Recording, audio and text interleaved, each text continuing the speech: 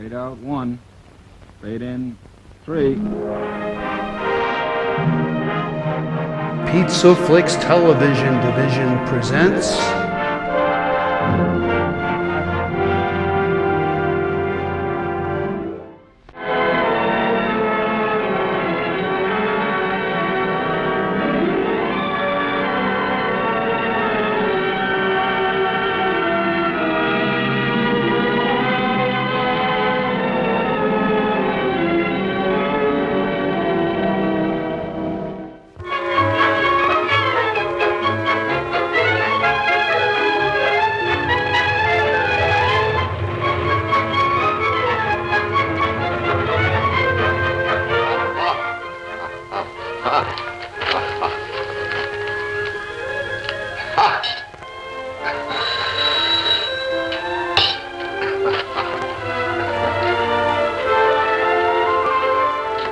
Hello, Cheney. Who? Say that name again? Valerie Banks in this lobby. Oh, sure. I'm a little slow this morning. Valerie Banks and Ava Gardner and Marilyn Monroe. No? Just Valerie Banks? Oh, shucks. Let me talk to her. Sure, put her on. And I'm Gregory Peck. Well, hello, Val. What can I do for you? Oh, come on now. I give up. Who is it? Oh, come on. Okay, I'll bite. Come on up by all means. 3rd floor as you get off the elevator. Let me have the desk. Valerie Banks. Huh. Now, look, this is Ben Cheney. Don't play games, Winnie. Who was that lady that called me just now? Valerie Banks.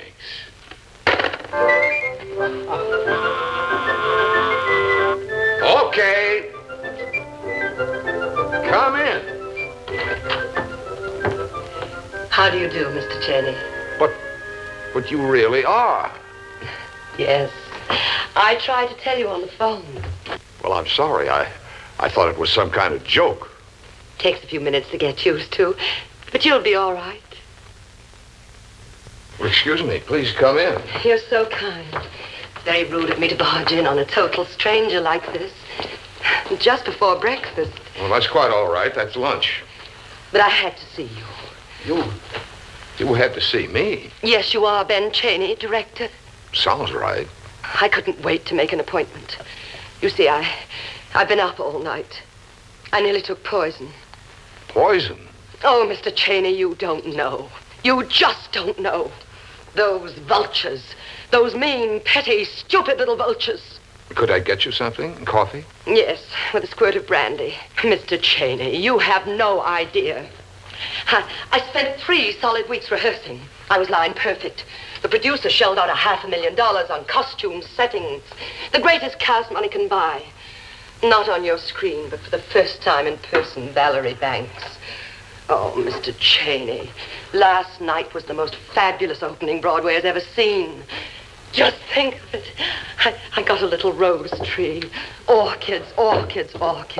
200 telegrams from everybody in the motion picture industry. Success tonight, CB, DeMille. Good luck, my little Valentine. Doré Sherry. Get out there and slay them, darling bogey. Messages from Brando, Betty, Marilyn. They know I'm an actress, Mr. Cheney. Sugar? 4.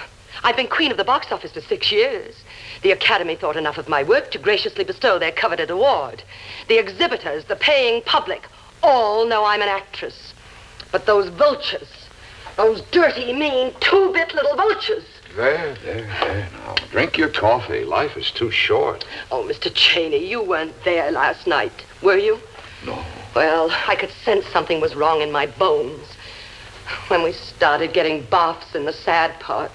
Well, couldn't you tell from the out-of-town tryouts? I didn't have any out-of-town tryouts. I wanted to surprise them. That you did. Only 2 curtain calls. And when they brought on flowers, nobody applauded. Opening nights are always rough. At least the worst is over. It'll never be over. Not for me, Mr. Cheney. I'm the laughingstock of the country. Movie star lays bomb. What will my fans think? And my friends out on the coast, Mr. Cheney, they are laughing. Splitting their minks, laughing at me. How are the mighty fallen? You're so understanding. I don't like to see anybody get hurt. I wouldn't mind so much if all the critics hadn't said the same thing. I was going to start a scrapbook. Don't read them. Thank you. Poor loser, Mr. Cheney. Well, you had a harder fall than most. But tell me, why did you come to see me? Oh, my first reaction was to jump out of the window. I must have cried for 6 hours straight. And then I got mad. Now, believe me, Mr. Cheney, I don't go in for this artistic temperament routine. You can ask any of the boys on the movie lot. I'm strictly live and let live. But when I do blow up, the whole studio is knocked down. Flat! I practically tore up the telephone book looking for this joker, George J. Hammond. Don't tell me you got him out of bed. That kind doesn't go to bed. He waits out for ambulance calls so he can laugh at the accidents. What'd he say? Oh, he gave me a rough time, Mr. Cheney. He kept hanging up and I kept dialing back. And the operator kept telling us to watch our language. But I finally pinned him down on that crack about taking acting lessons in the last paragraph there. Miss Banks has the emotional zing of a pillowcase full of wet tapioca. Lower down. Blissful in her ignorance, stunning in her arrogance, Miss Banks would do well to learn the ABCs of acting. The ABCs of acting. I said, listen, Bud, you can't laugh off an Oscar. What did he say? He said the only Oscar he can't laugh off is Hammerstein, and he's working on him. But I still don't see where I come in. He gave me your name. He gave you my name? We don't even nod anymore. Well, when I finally got him back on the phone, he suggested I take private lessons. According to him, you're the greatest coach in New York. Oh, yes, I had a friend of his in a cast of mine last winter. A little blonde. I had to teach her to breathe. People pay to learn that? Well, acting isn't just getting up there. It's everything. That's why I came here, Mr. Cheney. I want to know, can you teach me everything? You want me to teach you acting for the stage? I'll pay you anything you ask. Anything? Name it. Say, a couple of grand a day? Now, don't take me for a fool. You don't mean you think I'm serious? I'm dead serious. Yes, indeed. As of last night, Valerie Banks disappeared off the face of this earth. She isn't going to drink, smoke, or even wear makeup until she's made all those critics eat their words. But wouldn't you do better in regular acting classes? Oh, I don't think you understand. I'm a movie star. The neighborhood Playhouse has courses. Lee Strasberg, the American Academy, all of them. Look, I collect crowds. If I went to school, the photographers would outnumber the students. But I can't just teach you acting. It's not like driving a car. Look, if you've got something against me, please say it. Miss Banks, I'd like to help you. I mean that sincerely, but I don't think I can. You mean you don't think I can learn? Oh, no, it isn't that. Oh, but you taught that critic's little blonde, didn't you? I scratched the surface, but I... But I. What's wrong with my surface? Not a thing. Now, I can tell you're holding something back. I want to know. Miss Banks, I'll be honest with you. I was just reading your reviews when you phoned up from downstairs. And? I happen to agree with those reviews, Miss Banks, and if you must know, I was laughing. I see. Well, you asked me to tell you. Almost everyone in the theater's been following your every move. You remember your interview with Erskine last April? Acting is a cinch. Movies, the stage, it's all the same so long as you've got whammo. That was my press agent. You allowed it to appear in public print. Then you got the biggest hack in Hollywood to whip up a script for you, curved to fit the figure. The juiciest, pinkest cream puff the stage has ever seen. Then you signed on a sure-shot director to polish each precious spoonful. You were financed by every angel from here to Fort Knox, a great big gilt-edged Easter egg.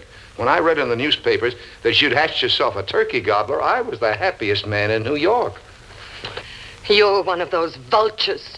Well, not a full-fledged one, Miss Banks. I've got a soft heart. I couldn't help feeling sorry for you. Who needs you to feel sorry for me? Yeah, that's what I mean. You don't need a thing. I need acting lessons. You offered to pay me anything to fix it so you could smooth your feathers. You don't want to act, Miss Banks. You want revenge. I can't take it lying down. And you can't take it standing up either. You can't take truthful statements about trying to buy your way onto the stage. You're an amateur around here, you know that? You had the nerve to bite off a starring part. You accepted a fantastic salary. You wallowed in publicity. In my humble opinion, what you should have done is go to the smallest manager off Broadway and beg for a walk-on. With my name? Especially with your name. Valerie Banks got exactly what was coming to her, and I'm not the guy to help her hit back. Where do you get this high and mighty artistic kick? I made a mistake. I paid for it, and I'm ready to start over. What do you want from me? You might try to start with a little humility. I don't know what you're talking about. Neither do I. I wish I'd never come here. I've got the most horrible headache. I'll get you a pill. Mr. Cheney, you've got to help me. Miss Banks, it would be like swimming upstream in a river of oatmeal. How dare you? I'm just trying to tell you, I haven't got the time. All right. All right. You've made your point.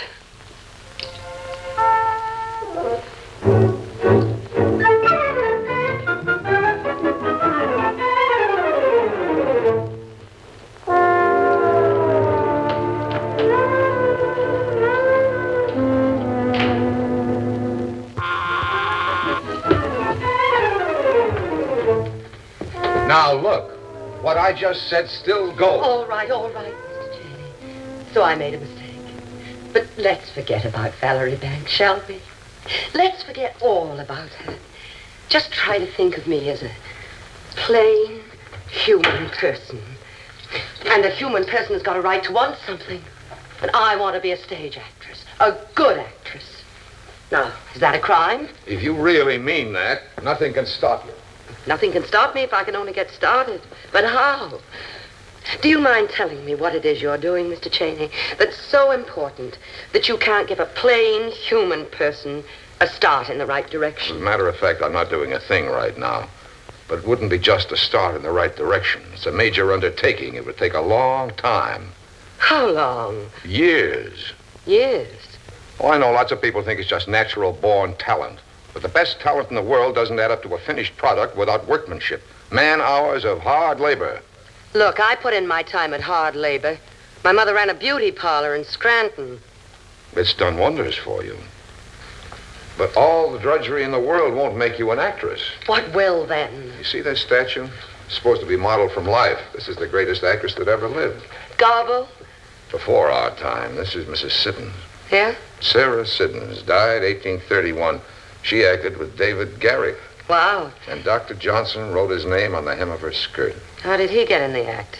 I wonder if she ever started from scratch. Well, she had to start someplace. Yeah, I guess so. You know, she might have looked something like you.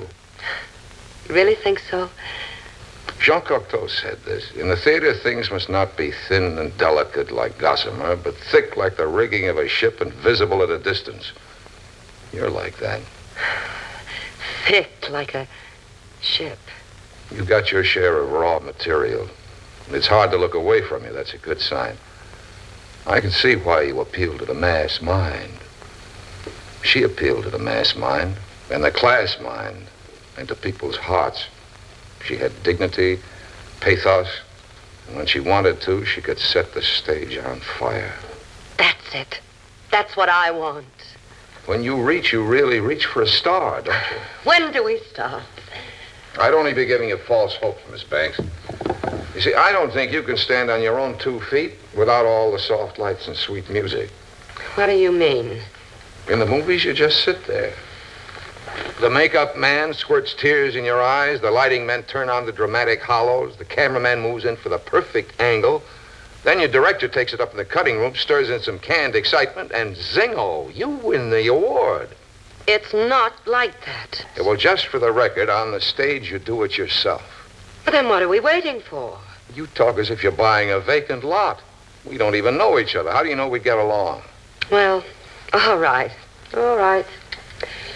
I was born in Westchester. No, that's not exactly true. I was born in Scranton. My real name is Irma Jean Henshaw. My publicity says I'm 26, but of course I'm really 28. 29. 34. Cigarette? Oh, no, you've given them up. Where'd you go to school? Oh, Radcliffe. I mean, the University of Southern... Grade school. High school. Scranton Junior High. Your family still living? You bet they are, on the fat of the land. I've got 11 dependents. How'd you happen to get in movies? Well, you see, there was this fellow I met. I was in a beauty contest at the time. All right, I was modeling lingerie, and I sent him some photos. He was passing through Scranton on his way to New York, sort of a shortcut. And I went along for the ride. It's not very interesting. Was he a talent scout? More like a Girl Scout. We got married. I see. Where's your husband now? Oh, I'm single at the moment, Mr. Cheney. Well, where's the, scout? Oh, he's happy. Last I heard, he'd scouted himself up a chicken farm and a little chick. 4 kids, no money. You liked him, didn't you? Oh, yes, he was a sweet guy. Taught me everything I know. How to honk your horn, step on your friends, steal. But he did introduce me to Claude Harris. Claude worked at Paramount. I see. And he gave you the screen test. No, he gave me a divorce. But it was through him I met Charles Voorhees. He gave me the screen test after I married him.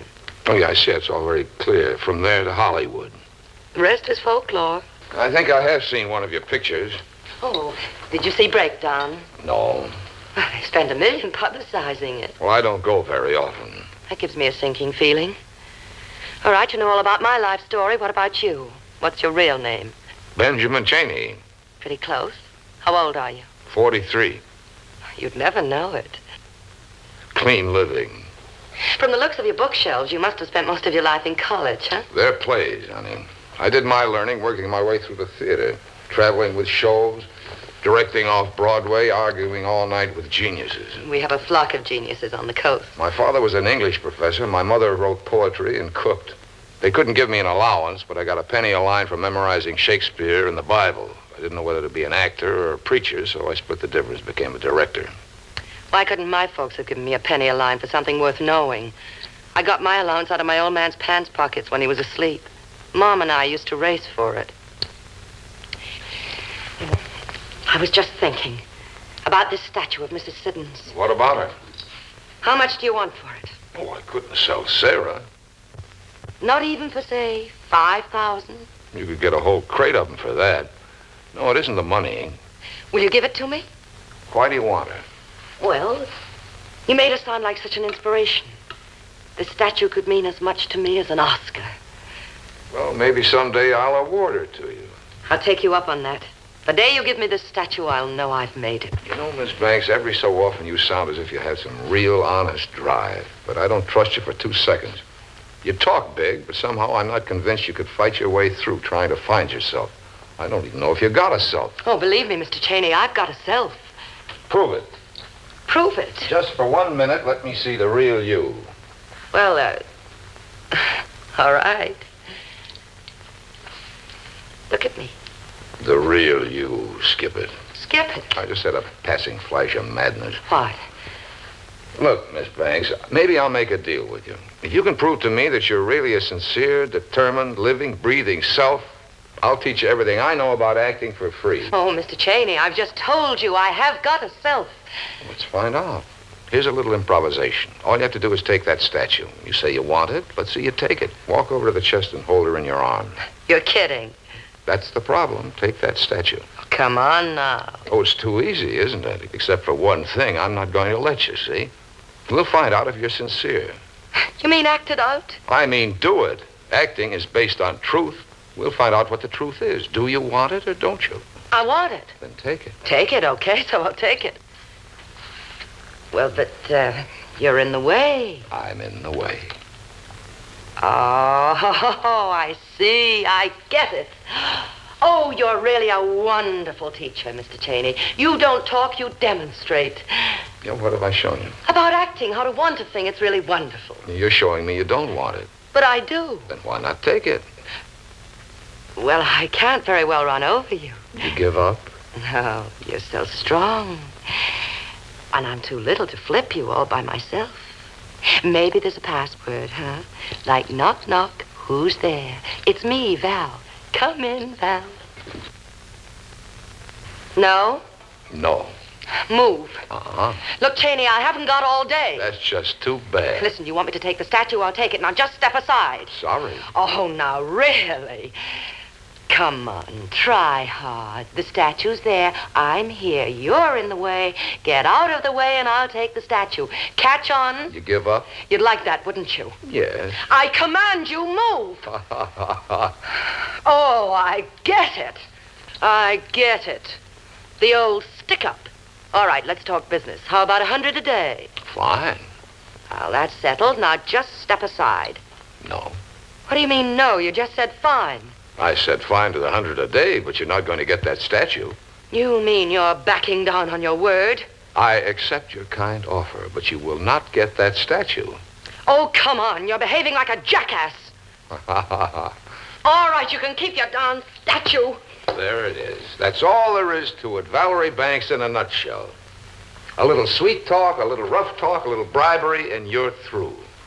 You're really sincere. What drive, what determination. Oh, shut up.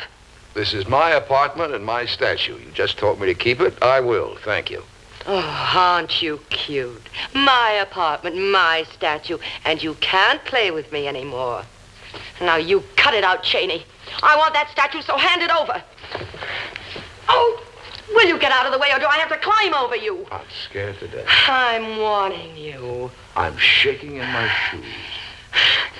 No, like my arms. You're hurting my arms. My limbs are insured for $100,000 each. Why do you have to hurt me? Oh, I'm sorry. Well, all right. Oh. No, no, no. Oh, I can't. This is stupid. All right, so you can't be an actress. It hurts and it's stupid. You want to sit down and talk some more? Talk. Oh, stop it.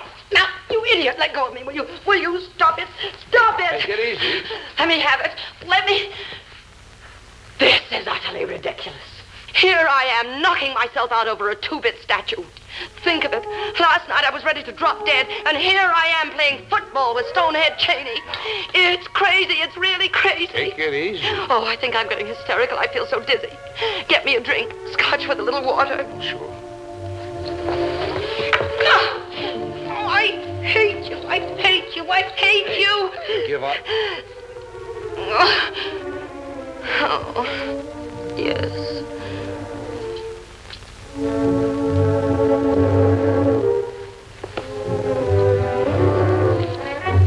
I don't mind telling you, you can get close that way. I'm pretty weak-willed, but that's a cheap approach. You won't insult me.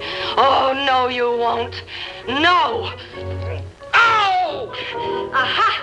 Now, get over that side of the room, do you hear me? Go on, move, or so help me, I'll bite you through to the bone. Go on, move. Hey, let go! Stop it! I said let go or I'll do some fighting myself. Oh, how dare you! You can't take it, huh? No, let me go, let me go!